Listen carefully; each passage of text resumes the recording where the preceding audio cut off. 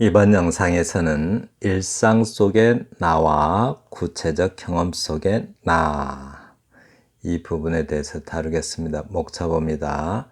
시적 화자와 일반적 요형, 시 속의 나와 현실 속의 나, 일상 속의 나와 구체적 경험 속의 나, 가면 속의 화자와 어조, 불투명 가면과 시적 화자, 숨은 화자와 시 속의 역할, 네. 숨은 화자와 감각적인 인식, 화자와 지각의 변화라고 합니다. 네, 복습합니다. 일상적 언수를 쓰면, 일상적 표현을 쓰면 시가 담담해질 수가 있죠. 담담이라고 하는 것도 괜찮을 것 같아요. 담백해지거나 담담해질 수 있지만 시의 구조가 느슨해질 위험도 있다라는, 지난 시간에 했죠. 독백적 유형은, 독백적 진술을 하게 되면 화자가 감상적, 피상적, 추상적 진술에 빠지기 쉽다. 그래서 스스로 잘 제어를 해야 한다라고 했었죠. 감상에 빠지기 쉽대요. 감상에 빠지면 깊이 있게 관찰을 할 수가 없죠. 대상을. 그렇게 되면 어떻게 돼요? 관념적으로 표현하게 된다라고 합니다. 묘사형의 시는 감상죠. 묘사를 많이 하게 되면, 주로 하게 되면 감상이나 관념에 빠질 위험성은 적지만, 그래서 자꾸 묘사를 하라고 하죠. 묘사를 강조하는 이유가 바로 감상과 관념에 빠질 위험이 적기 때문입니다. 그렇지만 무의미한 정황만, 장면이나 상황, 정황만을 펼쳐놓을 위험이 있다. 네. 근데 너무 이렇게 아무 의미 없이 시적 정황만 막 펼쳐놓으면 맥락이 없겠죠. 시 속의 나는, 시 속의 나는 시인이 아니죠. 시 속의 나는 주관적 감정을 드러내는 일상적 자아가 아니라 주관적 감정을 드러내는 일상적 자아 하면은, 이렇게 되려면 일기 써야 되겠죠. 시를 쓰면 안 되겠죠. 아니라 세계와의 관계 속에서, 바깥 세계, 그러니까 사람들과의 관계 속에서 인간의 정서를 드러내는 유형적 개별적 존재로서의 나이다. 이 말 꼭 기억하라고 그랬죠. 유형적 개별적 존재로서의 나이다. 이게 무슨 색깔이라고 그러죠? 이렇게 약간 보랏빛 나는 이 색깔 부분. 세계와의 관계 속에서 인간의 정서를 드러내는, 한마디로 공감할 수 있는 내용으로 시를 쓰는 거죠. 타인과 공감할 수 있는 내용. 사실적 표현의 중요성, 이 사실적이라는 말에 시에서의 말은 대단히 중요하다고 했죠. 어떤 말을 썼어요, 표현을. 그랬을 때, 이 말이 사실적인가? 어떤 사실에 관련된 시를 쓰면서 사실적이지 않은 내용을 자꾸 집어넣으면 시의 균형이 깨지고 느슨해지죠. 짜임새가 좀 느슨해지게 됩니다. 그래서 이 사실적이라는 말, 사실과는 다르다고 그랬죠. 사실보다 더 사실적일 수가 있죠. 사실적인 것이 독자가 읽을 때는 사실보다 더 사실로 느껴질 수가 있습니다. 그럴 수도 있는 거죠. 사실적 표현의 중요성을 망각할 때 관념화되거나 추상화된다. 사실적 표현인가 살피지 않으면 시가 자기도 모르게 관념화되고 추상화되는 경향이 있다는 거죠. 7-3장. 일상 속의 나와 구체적 경험 속의 나. 일상 속의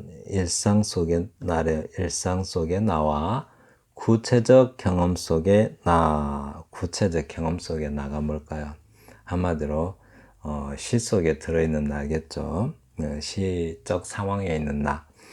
일상적 경험을 형상화하는 작품에서는 일상적 경험을 형상화하는 작품에서는 경험 속의 나를 객관화하는 데 힘을 들여야 한다. 일상적 경험을 형상화하는데 그 경험 속의 나를 객관화해야 된다고요. 네, 그렇지 않으면 문제가 생긴다는 거죠. 객관화. 이 객관화라는 말을 좀 잘 새겨야 될 것 같아요. 객관화한다. 한마디로 뭐 그냥 간단히 설명하자면 감상에 빠지지 않고 담담하게 쓰는 거죠. 일상의 경험을 시로 표현하는 때는 그 구체적인 경험의 국면을 명확히 구분하고 객관화해야 한다. 객관화라고 해요. 자꾸 이 객관화라는 말이 많이 나오죠.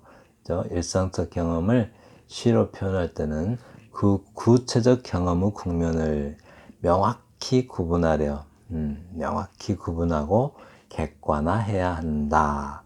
객관화해야 하는 이유가 뭘까요? 그래야 사실적이 되죠. 네, 객관화하지 않으면 사실적이라고 할 수가 없습니다. 그래야 그 경험 속에 객관화된 나, 그죠? 나라는 인물이 네, 객관화된 내가 돼요. 만약에 객관화를 안 하면 어떻게 돼요? 어떤 감상에 빠져 있는 주관적인 내가 되겠죠. 그래서 객관화된 나가 되고 경험과 어울리는 유형화된 나, 이 말 잘 기억해야 된다고 했죠. 유형화된 나. 이게 계속 나올 겁니다. 유형화된. 네, 객관화된, 유형화된 이 말 자주 쓰게 될 거예요. 네. 자, 시 보겠습니다. 시인으로서 작품 아래 시에 대해서 말하는 거죠.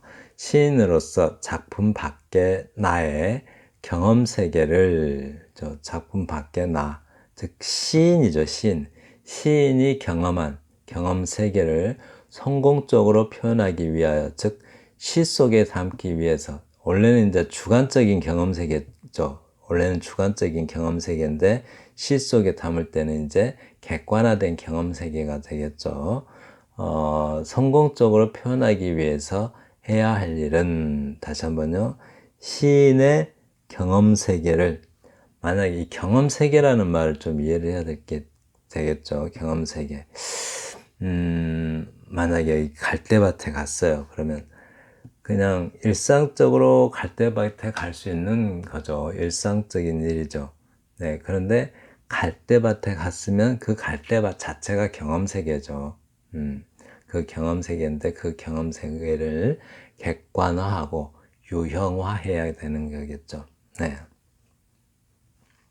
성경적으로 표현하기 위해서 해야 할 일은, 네, 시보겠습니다. 하단에서 박목월, 갈밭 속을 걷는다. 젊은 시인과 함께 가노라면 나는 혼자였다. 누구나 갈밭 속에서 일수, 동행을 잃게 마련이다. 성형, 아무리 그를 불러도 나의 음성은 내면으로 되돌아오고 이미 나는 갈대 안에 있었다. 바람이 부는 것도 아닌데 갈밭은 어석어석 흔들린다. 갈잎에서는 갈잎의 바람. 젊은 시인은 저편 강기슭에서 나를 부른다. 하지만 이미 나는 응답할 수 없다. 나의 음성은 내면으로 되돌아오고 어쩔 수 없이 나도 흔들리고 있었다. 네, 이렇게 끝납니다. 다시 한번 읽어볼까요? 하단에서 박목월, 갈밭 속을 걷는다. 젊은 시인과 함께 가노라면 나는 혼자였다. 누구나 갈밭 속에서는 일수, 동행을 잃게 마련이었다. 성형, 아무리 그를 불러도 나의 음성은 내면으로 되돌아오고 이미 나는 갈대 안에 있었다. 바람이 부는 것도 아닌데 갈밭은 어석어석 흔들린다. 갈잎에서는 갈잎의 바람, 젊은 시인은 저편 강기슭에서 나를 부른다. 하지만 이미 나는 응답할 수 없다. 나의 음성은 내면으로 되돌아오고 어쩔 수 없이 나도 흔들리고 있었다. 네, 어떻게 느껴졌을까요? 하단, 아래쪽 맨 끝을 하단이라고 하죠.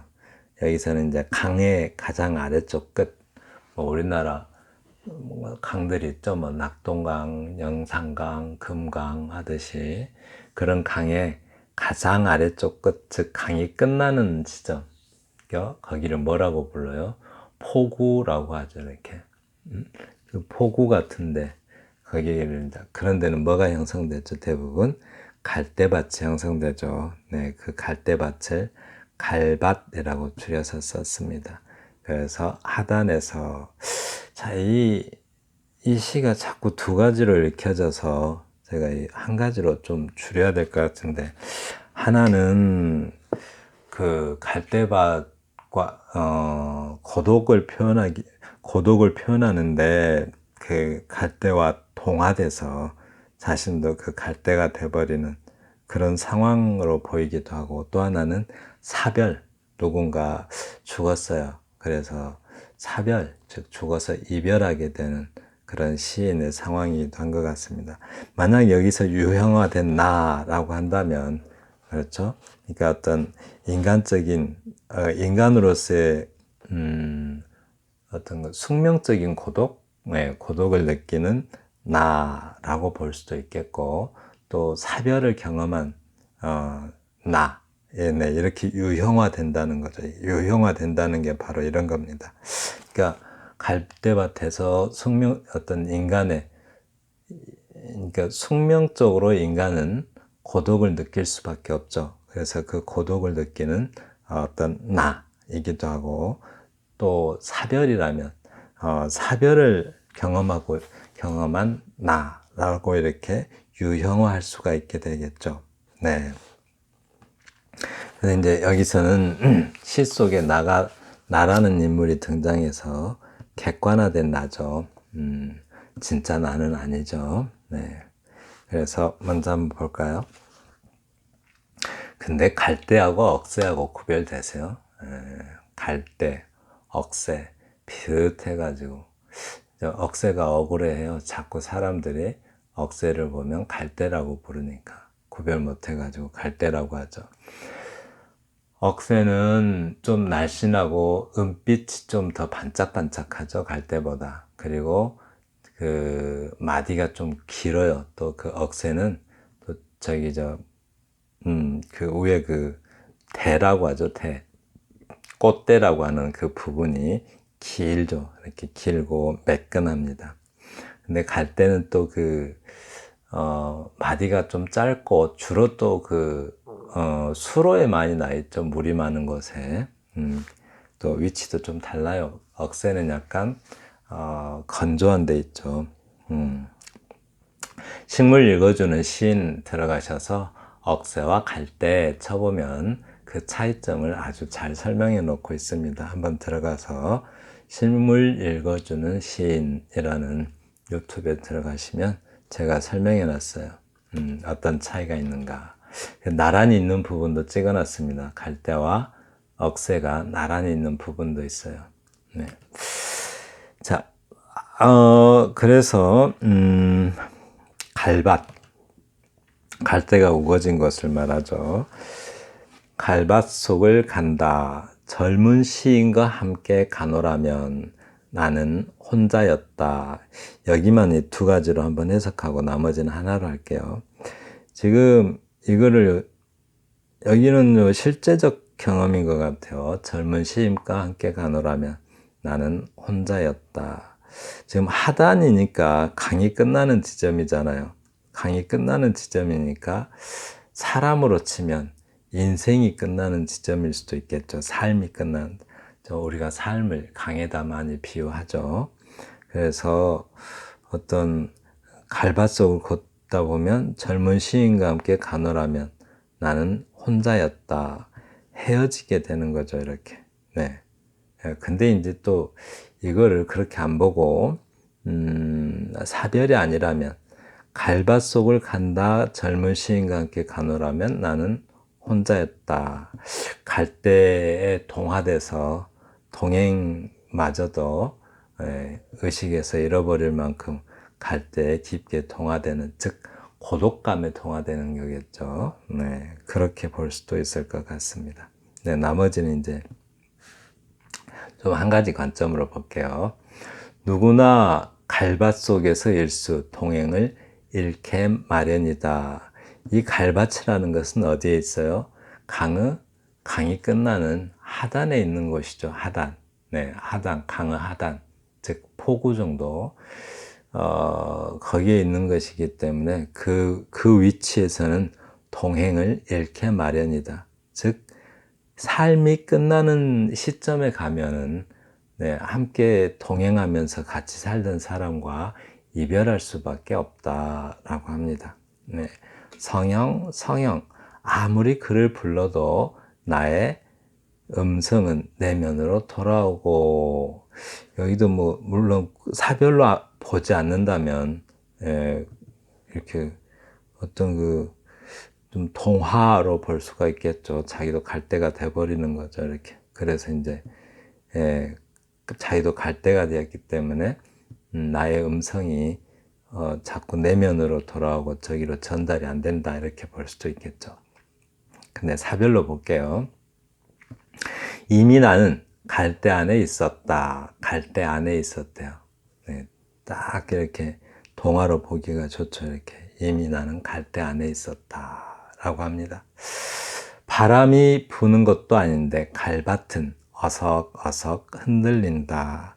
사실 내가 흔들리겠죠. 네, 갈대밭에서 바람도 안 부는데 갈대 잎이 스치는, 갈대 잎길이 스치는 소리가 들린다고 상상을 해보세요. 바람이 안 불어요. 그런데 갈대 잎이 스치는 소리가 들려요. 굉장히 고요하고 적막하고 고독한 느낌이 들죠. 네, 그런 느낌, 고독을 느끼고 있는 그런 느낌으로 볼 수도 있겠습니다. 갈잎에서는 갈잎의 바람, 젊은 시인은 저편 강기슭에서 나를 부른다. 이게 이제 저는 그 사별로 본 이유였습니다. 이렇게 젊은 시인은 동행했던 젊은 시인, 꼭 시인이라고 해서 진짜 시인은 아닐 수도 있겠죠. 동행일 수도 있겠죠. 동행, 뭐 짝일 수도 있겠고, 젊은 시인은 저편 강기슭에서 나를 부른다. 강을 사이에 두고 네, 강기슭이 달라요. 나는 이쪽 강기슭에 있고 저 사람 젊은 시인은 동행은 저쪽 강기슭에 있어요. 강이라는 것은 강기슭, 그죠? 이쪽을 우리는 흔히 이 세계를 차안이라고 하죠. 차안, 이쪽 언덕, 그죠? 그리고 저 세계를 피안이라고 해요. 저쪽 언덕.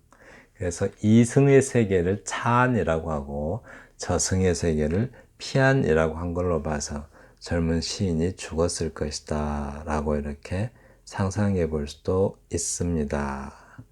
하지만 이미 나는 응답할 수가 없다. 네, 저승에 있는 사람과 이승에 있는 사람이 응답할 수는 없겠죠. 나의 음성은 내면으로 돌아오고 어쩔 수 없이 나도 흔들리고 있었다 라고 합니다. 네, 흔들리고 있었대요. 나도 이제 갈대처럼 그렇게 흔들리고 있었다 라고 하는데요. 그렇습니다. 여기서 이제 우리가 그러니까 이승의 강, 저승의 강 할 때 좀 몇 개 좀 알아두시면 좋을 것 같아요. 시 쓰는 사람이니까. 우리 흔히 기독교에서는 죽음으로 가는 강을 뭐라고 그래요? 요단강이라고 그러죠. 요단강. 그죠? 불교에서는 뭐라고 그래요? 내죠. 강 수준이 안 되는 내. 약간 강보다는 작은 내죠. 그게 뭐예요? 삼도천이라고 합니다. 삼도천. 그리고 이제 마지막으로 그리스 신화에서 아주 유명한 강이 있죠. 그리스 신화에서 오르페우스가 건넜던 강, 그죠? 오르페우스가 그 리라라는 악기를 연주하면서 저승까지 갔다 오죠. 네, 그 강 이름이 레테라고 해요. 레테, 망각의 강이라고 하죠. 레테라고요. 네, 이 강을 건너면 죽음의 세계가 나오죠. 죽음의 그리스 신화에서 죽음의 그 신이 하데스라고 하죠. 하데스. 하데스가 오르페우스의 그 애인을 데려가서 그 애인을 찾으러 네, 오르페우스가 죽음을 무릅쓰고 네, 이 레테강을 건넙니다. 네, 네, 그랬었대요. 근데 이제 강이 상징하는 것들이 뭐가 있을까요? 강. 네, 강들이 상징하고. 우선 강은 인생과 많이 비교를 하죠. 우리가 세월이 흘러간다. 세월이 흘러간다. 뭐 삶, 또 뭐 없을까요? 강, 그죠? 또 시간이 또 단절도 되겠죠. 저쪽과 이쪽의 단절, 그죠? 단절. 또 뭐 죽음을 의미할 수도 있죠. 강을 건너면 죽으니까요. 그리고 또 뭐 이별도 죽음이죠. 뭐 이렇게 또 생명을 상징할 수도 있죠. 생명.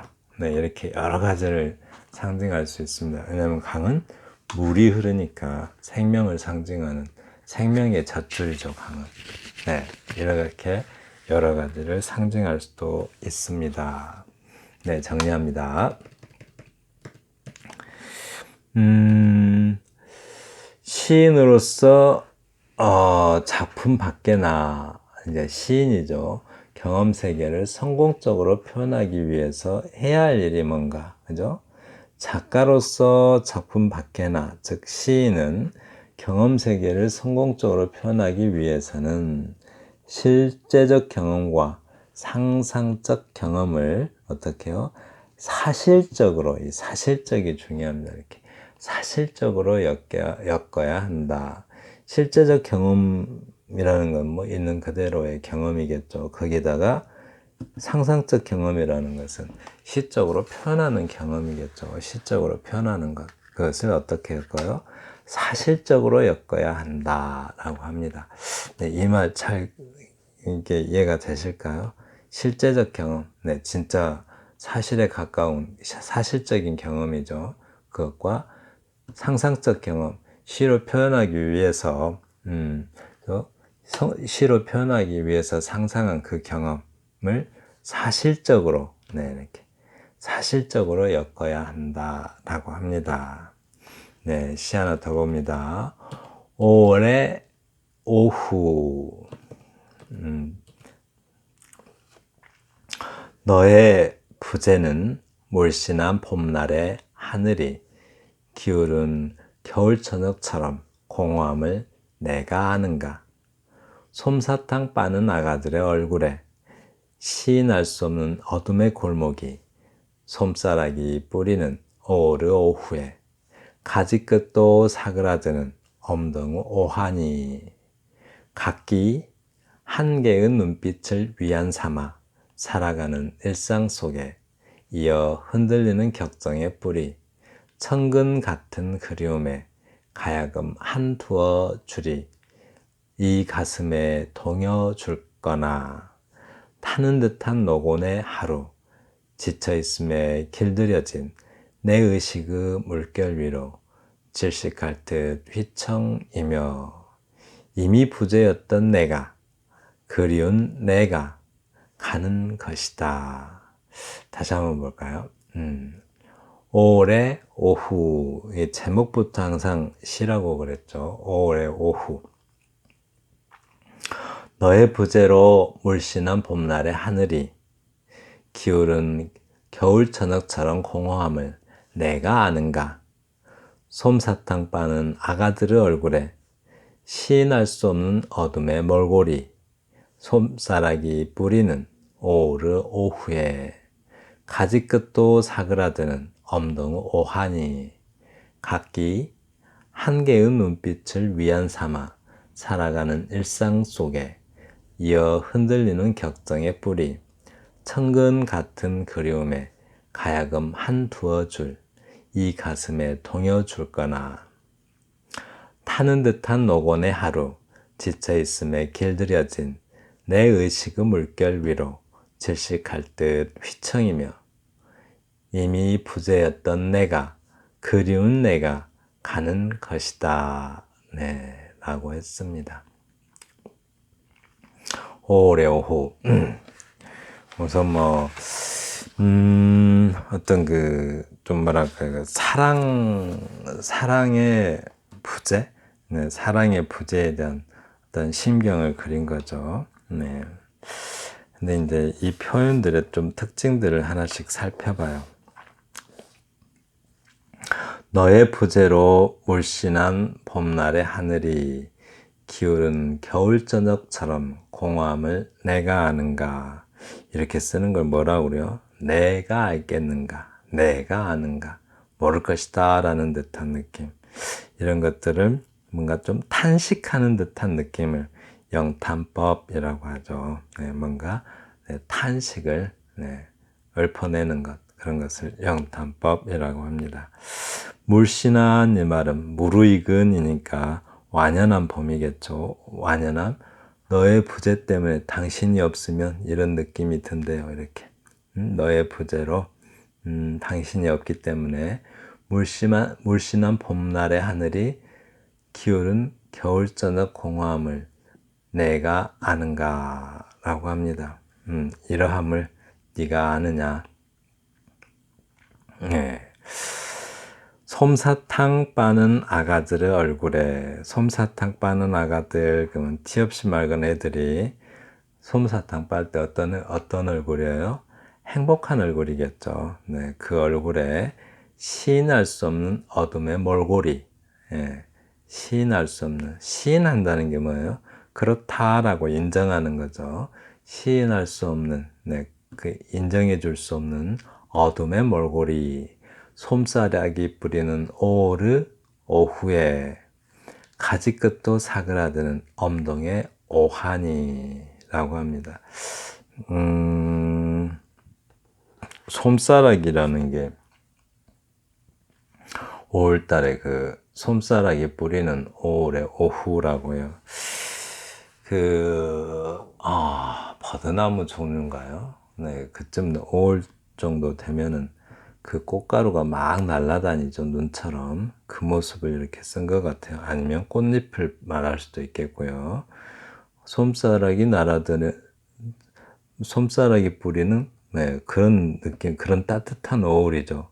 따뜻하고 포근한 5월의 오후에, 네? 오후에 여기는 아가들의 행복한 얼굴에 어둠의 몰골이, 그리고 솜사락이 뿌리는 오후에 따뜻하고 꽃잎 날리는 그런 오후에 가지끝도 사그라드는 엄동의 오한이. 엄동, 오한, 엄동, 엄할엄자의 겨울동자죠. 엄동의 오한이라고 합니다.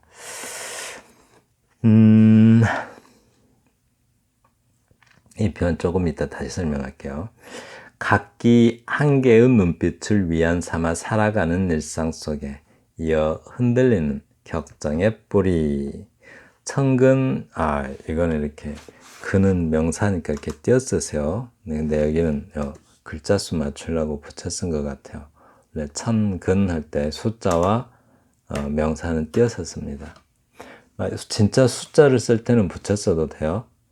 예를 들어서 10개하고 숫자로 이렇게 쓰면 붙여 써도 돼요. 띄어 써도 되고 붙여 써도 되고. 근데 문자로 10개 할 때는 반드시 이렇게 띄었습니다. 문자로 쓸 때는.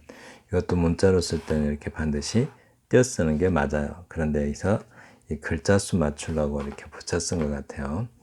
천근 같은 그리움에 가야금 한 두어 줄 이 가슴 동여줄 거나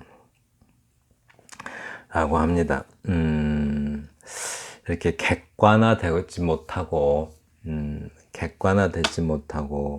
좀 그 감상에 빠져들게 되면 어떤 위험성이 있냐면 여기 봐요. 이렇게 엄동의 오한, 네, 엄동의 오한, 그죠? 이렇게 또 어둠의 몰골, 이거는 좀 그래도 낫네요. 이렇게 엄동의 원, 엄동설한이라고 하죠. 엄동설한.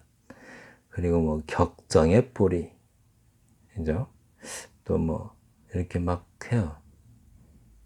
뭐 한계의 눈빛을 위안 삼아 살아가는 일상 속에 이런 표현들을 쓰게 되면 그러니까 과장을 해도 좀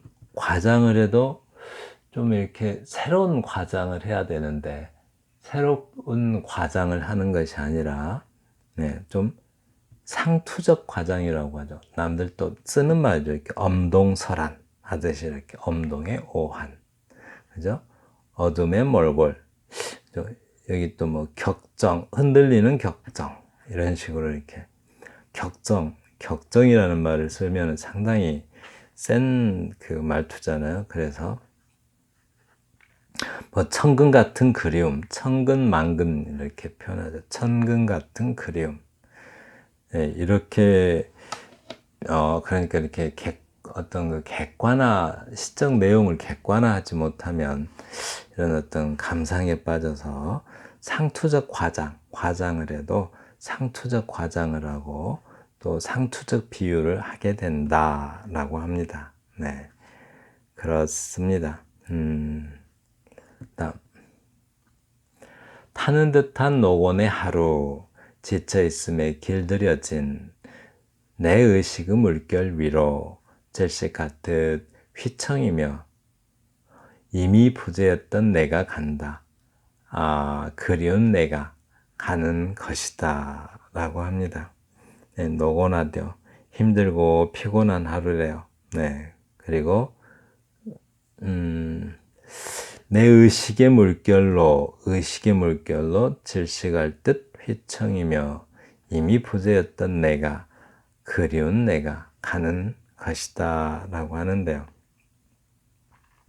의식이 뭐죠? 의식, 네, 수십 번 다루었죠. 우리가 바깥 세계를 지각할 수 있기 위해서는 깨어 있어야 되죠. 정신이 그렇게. 그러니까 바깥 세계를 지각할 수 있기 위해서 정신이 깨어 있는 상태. 그것을 의식이라고 해요. 의식의 물결 위로 질식할 듯 휘청인다 라고요. 이미 부재였던 내가 가는 것이었다. 부재. 영어로 이렇게 아무것도 없음이라는 건데 그렇게 그리움과 허전함을 이렇게 부재였던 내가 가는 것이었다라고 이렇게 표현한 것 같습니다. 영어로 아무것도 없음을 nothingness라고 해요. 문학적 표현인데 nothingness라고 합니다. 그래서 이런 없음이라는 게 있었다는 거죠. 없음이 있다 이 말은 무슨 말? 부재였던 내가 간다 이 말은 없음이 있다라는 건데 그 없음이 있다라는 것은 그리움과 허전함과 그런 공허함이 있다라고 합니다. 네. 여기 위에서 이 문제를 올려놨어야 되는데 이렇게 했네요. 이 시에서의 그 시적 내용의 문제점은 뭘까요? 시적 내용, 네, 개인적 차원에 머물러 있어서라고, 즉, 객관화하지 못했다라는 거죠. 머물러 있어서 상투적 과장과 상투적 표현으로 상식적 수준에 머물러 있다라고 평가했습니다. 네, 저자가 그렇게 평가했어요. 네, 이게 객관화하지 못하면 개인적 차원에 머무르게 되고 또 객관화하고 유형화하면은 그런 개인적 차원을 넘어서게 되죠. 그렇게 되면 굳이 상투적 과정을 하고 상투적 비유를 할 필요가 없겠죠. 네, 그렇습니다. 시적 내용이 개인적 차원을 넘어서기 위해서 해야 할 것은 이거 아주 중요하죠. 시적 내용이 개인적 차원을 넘어서기 위해서 해야 하는 것은 이라고 합니다. 네, 뭘 해야 돼요? 시적 내용이 개인적 차원을 넘어서기 위해서는 개인적 사실, 개인적 사실이, 여기서는 사랑의 부재가 개인적인 사실이죠.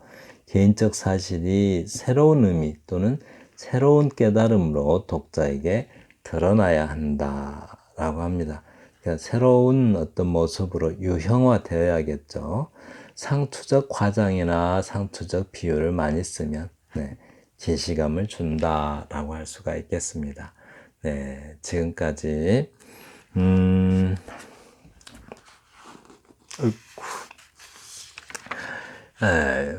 일상 속의 나와 구체적 경험 속의 나에 대해서 다루었습니다. 감사합니다.